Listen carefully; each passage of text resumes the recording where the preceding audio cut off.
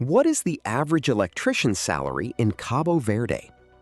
On average, an electrician in Cabo Verde earns around 4,500 US dollars a year as an average annual gross salary. After tax takes a share, that leaves $3,800 each year, which adds up to about $317 a month in take-home pay. While average electrician pay across the nation is modest, electrician wages in large cities go up, so in Praia you can bring home $4,500 after tax. Living outside the capital brings lower income, but cheaper local costs soften the drop. Starting out as a beginner means your electrician income sits below these numbers, though gaining practical skills quickly brings a raise before earnings plateau without a step up.